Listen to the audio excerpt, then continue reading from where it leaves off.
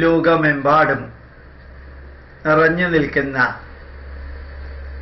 ഒരുപക്ഷെ ഭാരതത്തെ internet mobile ടെക്നോളജിയിൽ ലോകത്തിൻ്റെ മുന്നിലെത്തിച്ച പ്രഗത്ഭനായിട്ടുള്ള ഒരു മൾട്ടിനാഷണൽ കമ്പനിയുടെ ഉടമസ്ഥൻ ഗുരുവായൂർ ക്ഷേത്രത്തിൻ്റെ തിരുനടയിൽ അദ്ദേഹത്തിൻ്റെ കുടുംബാംഗത്തിൻ്റെ വിവാഹത്തിൻ്റെ ക്ഷണക്കത്ത് സമർപ്പിച്ചു എന്നത് വലിയൊരു വാർത്തയായിരുന്നു.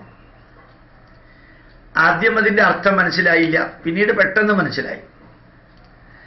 അദ്ദേഹത്തിൻ്റെ ആത്മീയ വീക്ഷണത്തോടും കേരളീയനല്ലാത്ത അദ്ദേഹത്തിന് ശബരിമലയോട് ഇന്ന് ഭാരത ജനതയ്ക്ക് തോന്നുന്ന ആഭിമുഖ്യം ഈ നോർത്ത് ഇന്ത്യക്കാരന് ഗുരുവായൂരപ്പനോട് തോന്നിയതിൽ സത്യത്തിൽ അഗാധമായ സംതൃപ്തി തോന്നി. അദ്ദേഹം എന്ത് ചെയ്യണം എന്ത് ചെയ്യരുതെന്ന് തീരുമാനിക്കാനുള്ള സ്വാതന്ത്ര്യം പൂർണ്ണമായിട്ടും അദ്ദേഹത്തിനാണ്. അദ്ദേഹത്തിൻ്റെ ഡിവോഷനും ഡെഡിക്കേഷനും സിൻസിയറിറ്റിയും എല്ലാ ജോലികളും ഉത്തരവാദിത്വങ്ങളും മാറ്റിവെച്ച് അദ്ദേഹം ഗുരുവായൂരിൽ വന്ന് തൊഴുത് അത് സമർപ്പിച്ചതിൻ്റെ പുറകിലുള്ള ആ വലിയ മനസ്സിനോട് തീർച്ചയായിട്ടും പ്രണാമം അർപ്പിക്കാൻ ആർക്കും സാധിക്കും. പണ്ടൊരു വ്യക്തി കുറേ സ്വർണം ഒരു ക്ഷേത്രത്തിൽ സമർപ്പിച്ചിരുന്നു. ഇപ്പൊ ആ വ്യക്തി അന്വേഷിച്ചാൽ പോലും ആ സ്വർണം എവിടെയാണെന്ന് അറിയാൻ സാധിക്കില്ല. പലപ്പോഴും ദേവസ്വം ബോർഡിനകത്ത് നടക്കുന്ന കാര്യങ്ങൾ പുറത്തേക്ക് അറിയാറില്ല. അറിഞ്ഞാൽ അതാരും അന്വേഷിക്കാറുമില്ല. പള്ളികളിൽ എന്തെങ്കിലും കളവ് പോയാൽ അപ്പം ഗവൺമെന്റ് ആക്ഷൻ എടുക്കും. അമ്പലങ്ങളിൽ നിന്ന് എന്ത് കളവ് പോയാലും ആക്ഷൻ പൊതുവെ എടുക്കാറില്ല. എടുത്താൽ തന്നെ പകുതിക്ക് വെച്ച് നിർത്തും.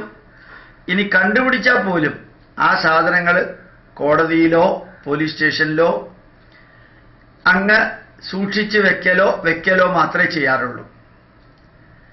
ഇതെല്ലാം അവിടെ ഇരിക്കട്ടെ, വിഷയത്തിൽ നിന്ന് മാറിപ്പോവുകയല്ല. അത്രയും വിലപിടിച്ച ഒരു ക്ഷണക്കത്ത് അത് സമർപ്പിച്ചപ്പോൾ ഇനി എന്താ ദേവസ്വം ബോർഡുകാർ ചെയ്യാൻ സാധ്യതയുള്ളത്? അത് സ്വർണത്തിൻ്റെ ഒന്നും അല്ലെന്ന് തോന്നുന്നു, പേപ്പർ തന്നെ ആയിരിക്കാനാണ് സാധ്യത.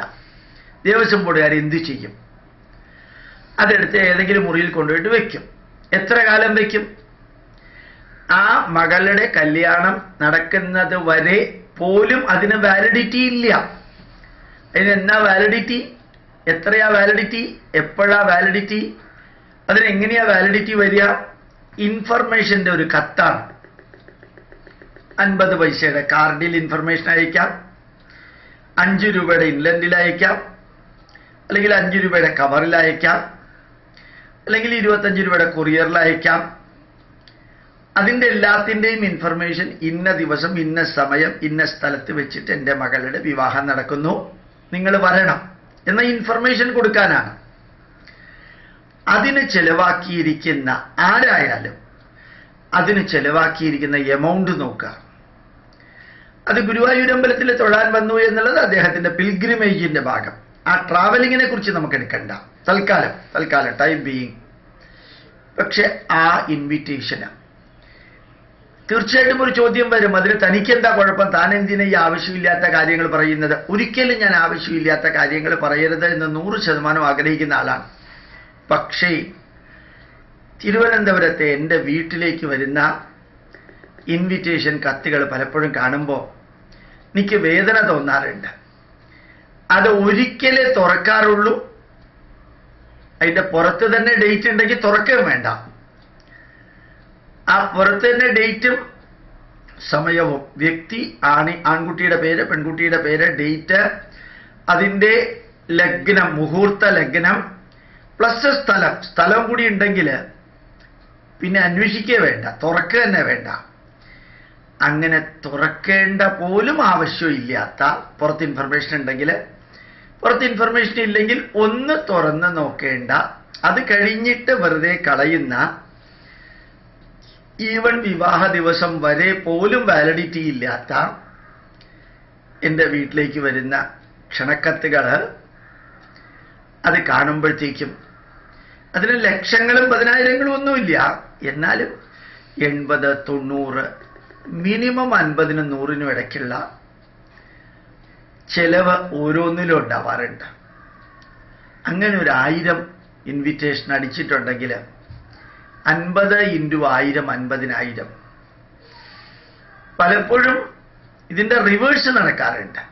ടെലിഫോണിൽ വിളിച്ച് എൻ്റെ മകളുടെ കല്യാണമാണ്, ശരിക്ക് ഭംഗിയായിട്ട് നമ്മുടെ സൂര്യ കൃഷ്ണമൂർത്തി അദ്ദേഹത്തിൻ്റെ മകളുടെ കല്യാണം ഇത്ര സിംപ്ലസ്റ്റ് ആയിട്ട് നടത്തിയെന്ന് മാത്രമല്ല, വാട്സപ്പിലൂടെയാണ് ഇൻവിറ്റേഷൻ കൊടുത്തത്. വാട്സപ്പിലൂടെ ഇൻവിറ്റേഷൻ കൊടുത്തു, SMS-ലൂടെ റിമൈൻഡർ കൊടുത്തു. അതുപോലെ തന്നെ കാവാലം ശ്രീകുമാർജിയുടെ മകന്റെ വിവാഹം അടുത്ത കാലത്ത് നടന്നത്. അപ്പം ഞങ്ങൾ നേരിട്ട് അമൃത TV-യിൽ ശ്രേഷ്ഠ ഭാരതത്തിൻ്റെ ജഡ്ജസായിട്ട് റിയാലിറ്റി ഷോയിൽ രാമായണത്തിലിരിക്കുമ്പോൾ അദ്ദേഹം പറഞ്ഞു, ഞാൻ SMS-ൽ ഇവരെ അറിയിച്ചിട്ടുണ്ട് എന്നാ അദ്ദേഹം എന്നോട് പറഞ്ഞത്. ഞാൻ ഇൻവിറ്റേഷൻ അടിച്ചിരുന്നു. പക്ഷെ ഒന്ന് നോക്കാം, നമ്മൾ വേർത്തുണ്ടാക്കുന്ന പൈസ ഇത് നമ്മുടെ മക്കൾക്ക് കൊടുക്കുന്നതിൽ ഒരു തെറ്റുമില്ല, നമ്മളത് അനുഭവിക്കുന്നതിലും ഒരു തെറ്റില്ല. മക്കളിൽ ഇൻവെസ്റ്റ് ചെയ്യാം, അവർക്ക് നല്ല രീതിയിലുള്ള വീട് വെക്കാനോ മറ്റോ ഒക്കെ സഹായിക്കാം. പക്ഷേ ഒരു ആൺകുട്ടിയും ഒരു പെൺകുട്ടിയും തമ്മിൽ വിവാഹം നടക്കുന്ന മിയർ ഇൻഫർമേഷൻ ക്യാരി ഓൺ ചെയ്യാൻ മറ്റൊരാൾക്ക് കൊടുക്കാൻ 1000-ൻ്റെയും 500-ൻ്റെയും 100-ൻ്റെയും ഒക്കെ കാർഡ് അടിക്കുമ്പോൾ ഞാനത് നിങ്ങളോട് പറയാൻ എനിക്ക് യോഗ്യതയുണ്ട്. കാരണം എൻ്റെ മകളുടെ വിവാഹത്തിന് ഞാൻ ചെയ്തത് വളരെ സിമ്പിൾ, 2.5 രൂപയുടെ കാർഡും കവറും കൂടിയാണ്. അപ്പം ഞാൻ പറയാൻ ആഗ്രഹിച്ചത്, നമ്മൾ ജീവിതത്തിൽ ഇങ്ങനെ ഒരു മാറ്റം വരുത്തിക്കൂടെ? എന്തിനാ കാർഡിൽ ഇത്രയും അധികം? ആകപ്പാടുകൂടി നടുക്ക് മുകളിലും ചുവട്ടിലുമാണ്. പക്ഷെ പല കാർഡിലും 2, 3, 4 ഷീറ്റുകളാണ് വെറുതെ ബ്ലാങ്ക് ആയിട്ടിട്ടിരിക്കുന്നത്.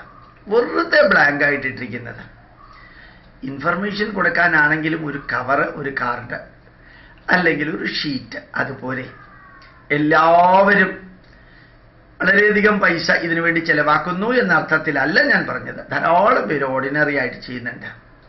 അതുപോലെ ഇന്ന് കേരള ജനത ഈ ഇൻവിറ്റേഷൻ കാർഡിൻ്റെ മൂല്യം നോക്കിയിട്ട് ഒരു വ്യക്തിയെയും വില കൽപ്പിക്കാറില്ല.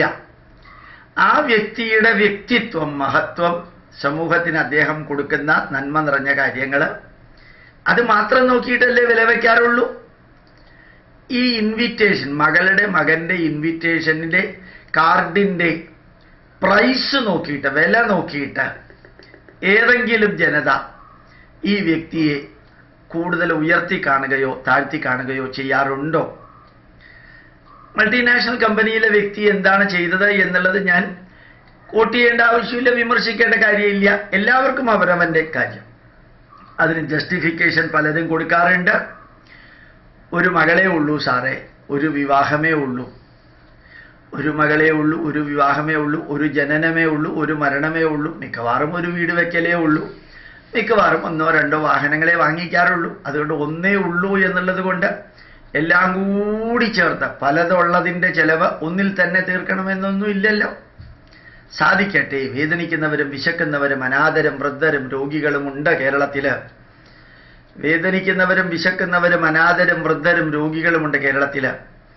ഒന്ന് തിരുവനന്തപുരത്തെ RCCയിൽ പോയാൽ കാണാം, തിരുവനന്തപുരത്തെ ശ്രീചിത്ര തിരുനാൾ ഇൻസ്റ്റിറ്റ്യൂട്ടിൽ പോയാൽ കാണാം, കേരളത്തിലെ ഗവൺമെൻറ് ഹോസ്പിറ്റലുകളിൽ പോയാൽ കാണാം. വേദന കൊണ്ടും രോഗം കൊണ്ടും എല്ലാം നീറിപ്പുകഞ്ഞ് ജീവിക്കുന്നവർ. പുറത്തുനിന്ന് കാണുന്ന കേരളമല്ല കേരളം, അകത്ത് നിന്ന് കാണുന്ന കേരളമാണ്.